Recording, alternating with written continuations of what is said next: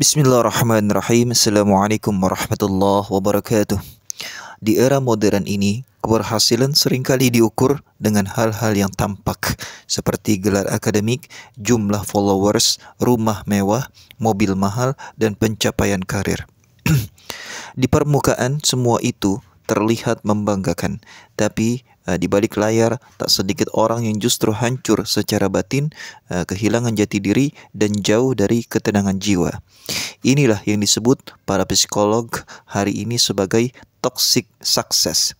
Kesuksesan yang penuh tekanan, kesuksesan yang menghancurkan dari dalam, walaupun terlihat bersinar dari luar.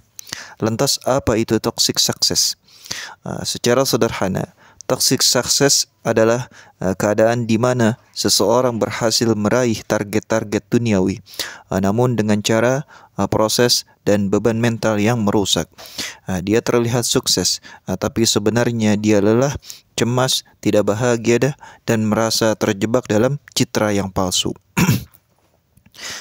Kita jadi bertanya, ayyuhal ikhwah, apakah kesuksesan ini benar-benar berkah atau justru musibah terselubung?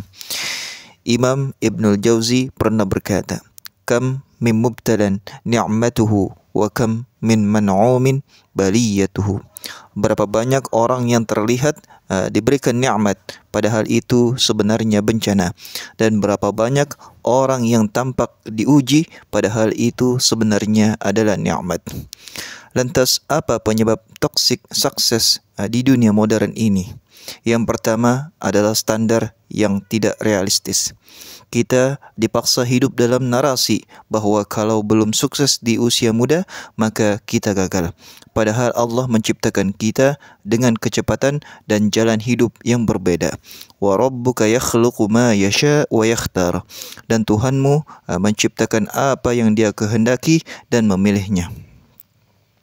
Lantas kesuksesan versi Islam bukan soal usia ataupun popularitas, tapi soal keberkahan, kontribusi, dan ketakwaan. Yang kedua, media sosial yang menyilaukan.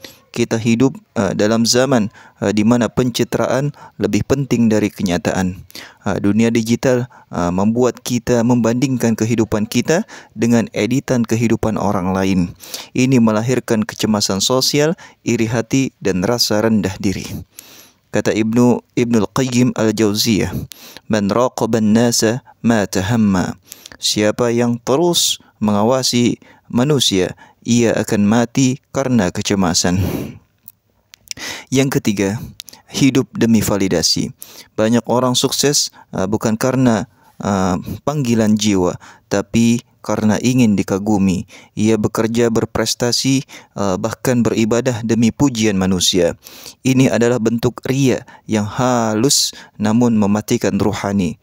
Innamal a'malu binniyat. Sesungguhnya segala amal tergantung daripada niatnya. Ayul ikhwah, yang keempat, perfeksionisme yang meracuni. Perfeksionisme memaksa manusia menjadi layaknya robot. Harus selalu hebat, tidak boleh salah, padahal manusia adalah makhluk tempatnya salah dan lupa. Bila gagal sedikit, langsung merasa hancur. Inilah yang berbahaya. Ayul ikhwah, yang kelima, kehampaan spiritual. Ketika kesuksesan tidak disandarkan pada Allah, maka hati akan tetap kosong. Seorang miliarder bisa saja depresi karena kekayaan tak bisa menggantikan kebutuhan jiwa terhadap makna. Imam Syafi'i pernah berkata, "Lau anna dunya ala hayati rajulin la darabathu ala hatta ya'tarif bi annaha la tusawi syai'an." Jika kiranya dunia itu berbentuk manusia, aku akan memukulnya hingga dia mengakui bahwa ia tak berarti apa-apa. Yang keenam, budaya hustle, yaitu kerja non-stop. Zaman ini memuja produktivitas. Tidur 4 jam dianggap keren, sibuk tanpa arah dianggap sukses.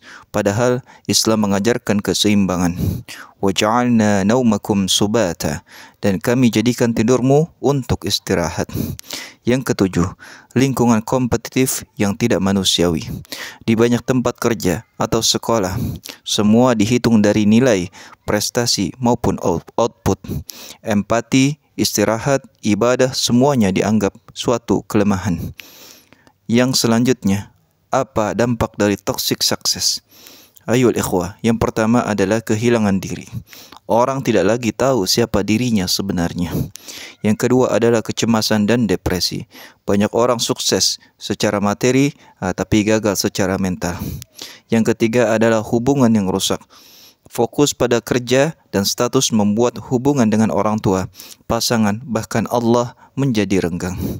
Yang selanjutnya adalah menormalisasi dosa.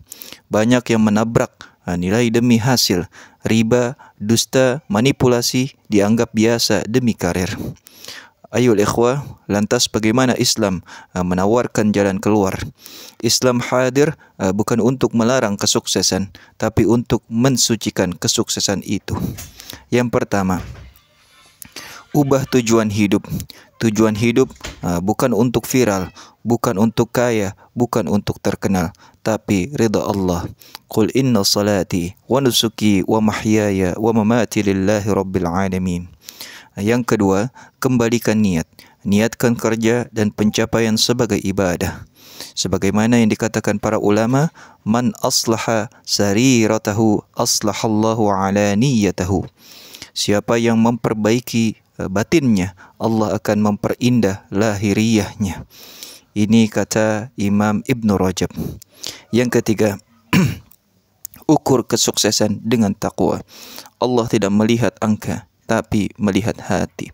Inna akramakum indallahi atqakum. Yang selanjutnya, seimbangkan dunia dengan akhirat. Jangan lupa akhirat di tengah perjuangan dunia.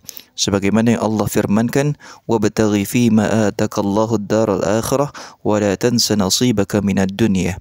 Carilah akhirat dengan apa yang Allah berikan kepadamu, tapi jangan lupakan bagianmu di dunia ini. Suratul Qasas ayat 77. Yang selanjutnya adalah nikmati proses. Jangan terjebak target. Ketenangan itu hadir bukan saat kita sampai tujuan, tapi saat kita tahu bahwa proses kita diberkahi Allah.